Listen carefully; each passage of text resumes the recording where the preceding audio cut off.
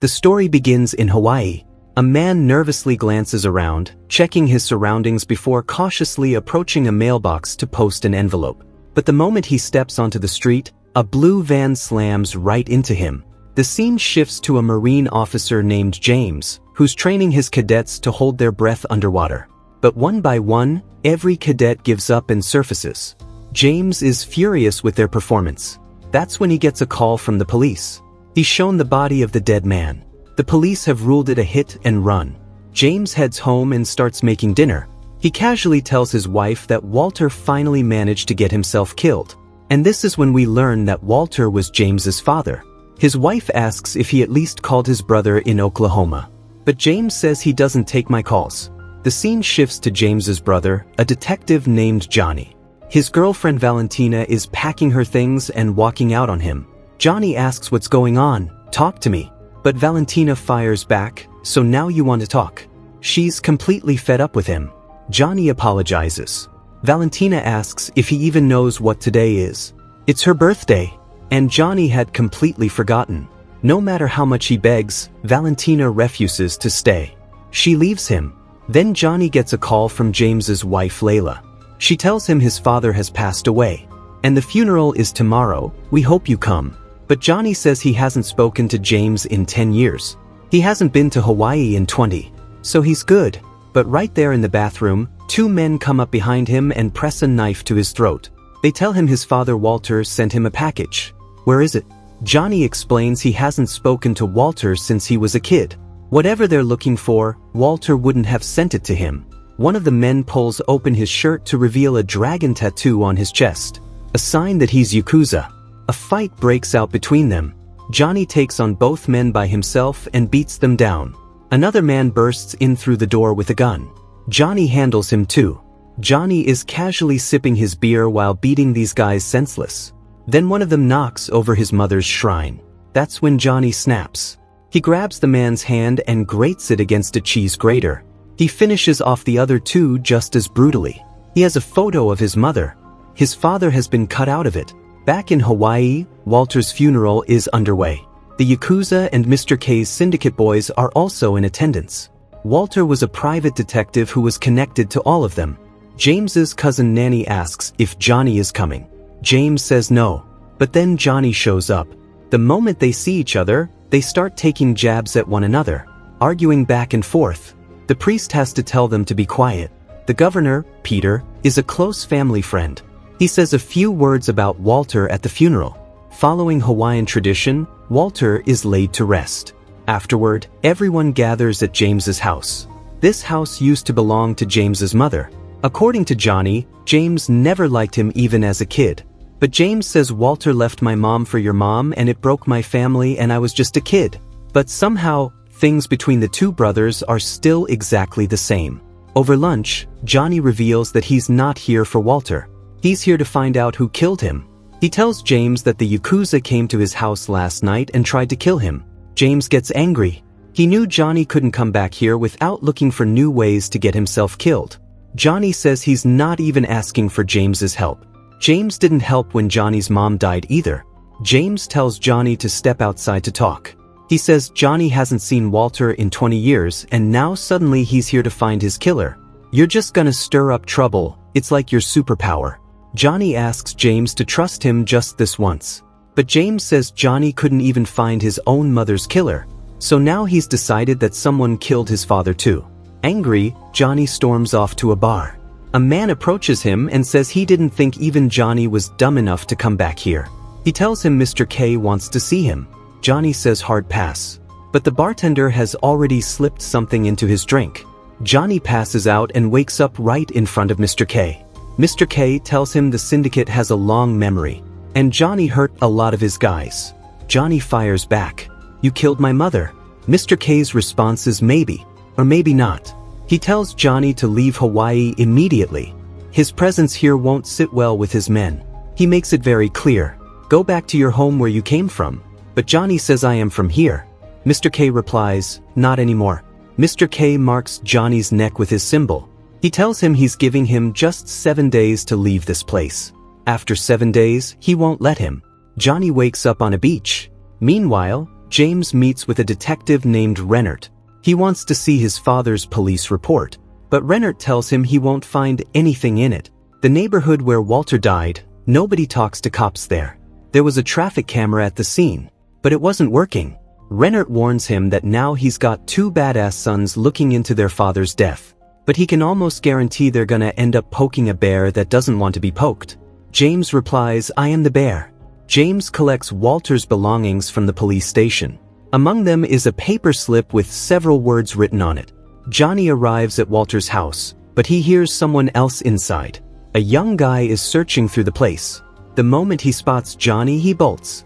Johnny chases him down and catches him. His name is Pika. Turns out he used to work for Walter doing things like hacking, tapping emails, tapping phones. Johnny asks what the last thing Pika did for him was. Pika says Walter told him to get a job at a catering company, but he has no idea why. Johnny tells Pika that from now on, he works for him. James notices there's a bar with a camera right where Walter was killed. He goes inside and asks for the CCTV recordings, but they flat out refuse. James offers money. They still won't budge. So James says the cash is for the damage. Meanwhile, Johnny discovers a blueprint hidden inside a surfboard at Walter's apartment. The scene shifts to a rally for Governor Peter. Nanny works as his assistant.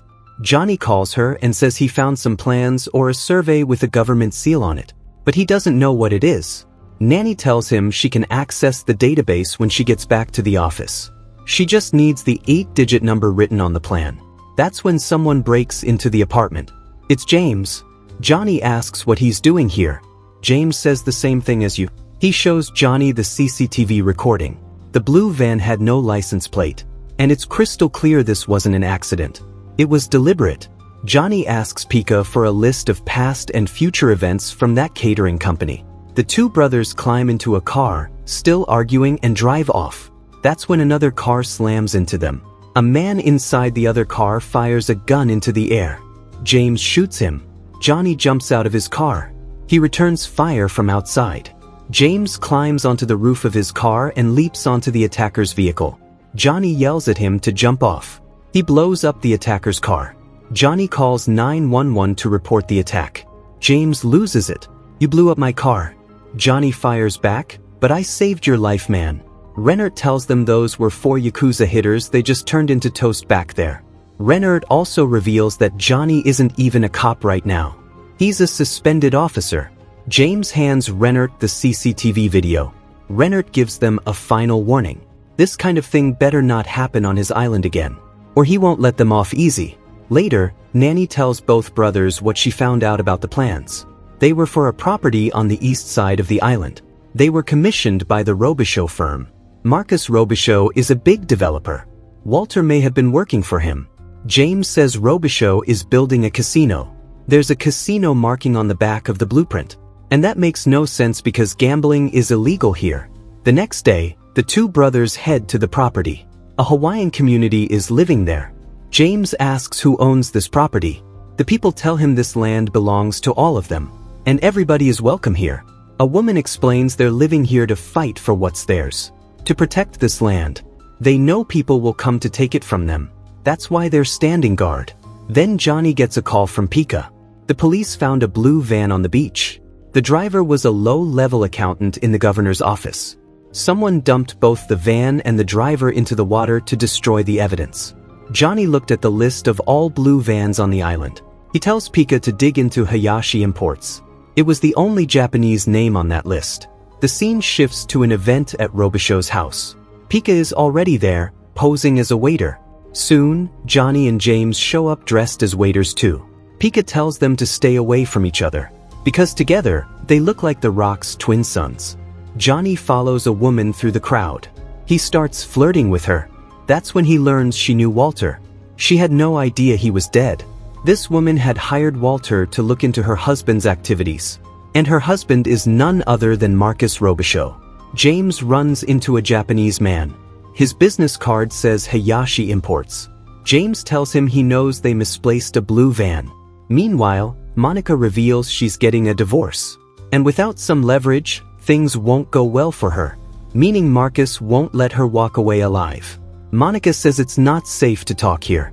She tells Johnny to come see her tomorrow. Back with James, the Japanese man says the frog never looks both ways when crossing the street. He's talking about Walter. That's when the man's phone starts ringing. Marcus's men approach both Johnny and James and escort them to Marcus.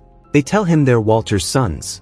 Marcus says he paid Walter in full, even gave him a bonus. Johnny asks, "You hired Walter?"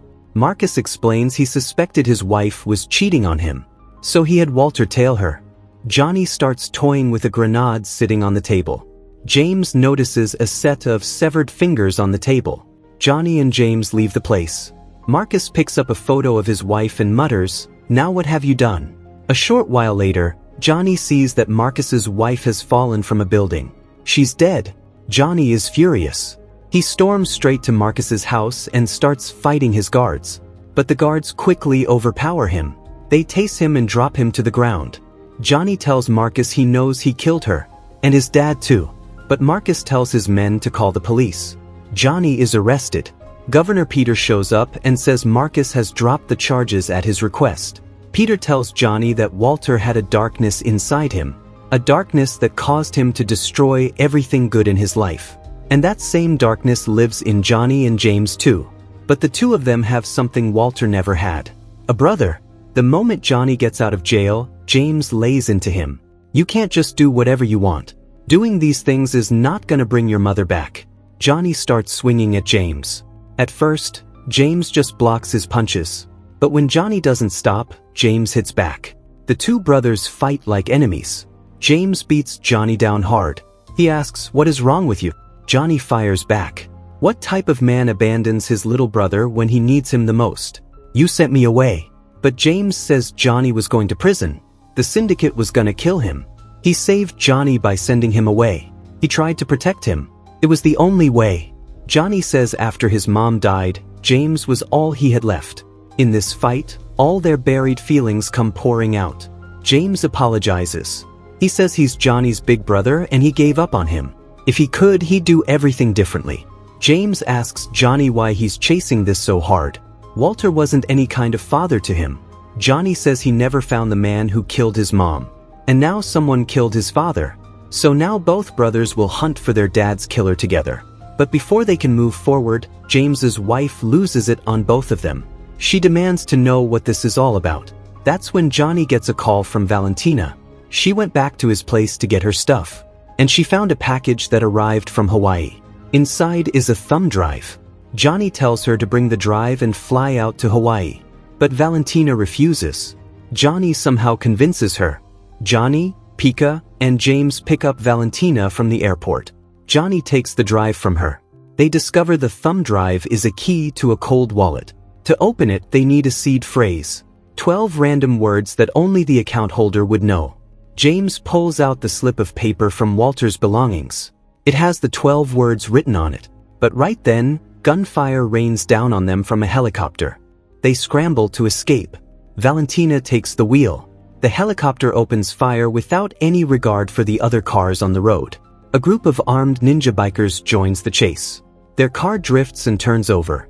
Valentina has to drive it in reverse. When she slams the brakes, two bikers crash straight into the car. One biker ends up inside the vehicle. James fights him off. Johnny takes on the other biker. Valentina manages to turn the car back. One biker ends up hanging off the side. She pulls the car close to the road barrier and scrapes him off. James throws the other one out of the van. But the helicopter is still on them. Johnny fires blindly into the sky. James takes his time and aims carefully. The helicopter spins out of control and starts going down. But it's heading straight for their car. Everyone barely makes it out alive. Pika finally accesses the cold wallet. Valentina looks at the data and says these are international wire transfers. $12 million moved through several offshore accounts into a single account belonging to Governor Peter. James and Johnny are stunned. It all starts to make sense. Marcus needs Hawaiian homelands to build his casino resort. And he needs someone who can legalize gambling. So he buys the governor for $12 million. Walter must have stumbled onto this while tailing Marcus. Meanwhile, Nanny shows Peter the plans Marcus had drawn up. Peter promises he won't let this happen. Back at the house, Johnny and James arrive home. James calls his wife. but her phone vibrates right there in the house. James searches for his kids. He finds them hiding in the bathroom, terrified. His son tells him they took her. James hugs his children. Marcus sends them a video showing that both Nanny and James's wife are in his custody. He makes his demand: hand over the thumb drive in exchange for their lives. James and Johnny load their guns into a bag. They storm Marcus's house, taking down guards as they push their way inside. One by one, they silently eliminate the guards without alerting the others. When the guards hear a car alarm go off and move toward it, they're all picked off from a distance. Johnny and James leave a trail of bodies behind them. Inside the house, Marcus notices his outside guards aren't responding on the walkie-talkie. The lights start flickering. The guard sent to check on the lights finds the pool filled with dead bodies. Johnny comes up behind him and takes him out. Marcus sends Nakamura and his Yakuza members to deal with Johnny and James. James charges straight at all the Yakuza members at once. He takes them down one by one. He starts beating one of them with a hammer. Johnny has to step in and stop him, telling him the guy's already dead. Johnny and James free Nanny and Layla. Layla tells James to go. She says they'll get out on their own. She wants him to back up Johnny. Nakamura opens fire on James. The two of them go at it. Johnny cuts off Marcus before he can escape. Marcus sneers that killing him is harder than killing his father. They start brawling. On one side, James shatters Nakamura's bones and finishes him off. But Marcus gains the upper hand on Johnny. He taunts him. "Did you really think you could stop me? You're just a mosquito." In a year, his casino will be built, and no one will be able to stop him. Your father, you, and James will all die for nothing. That's when Johnny holds up the pin from Marcus's own grenade. The grenade explodes. James dives into the water to save Johnny. He pulls his drowning brother to the surface. Johnny survives. Governor Peter is arrested. And that's where this story comes to an end. Let us know what you thought of this explanation in the comments. And don't forget to like the video and subscribe to the channel.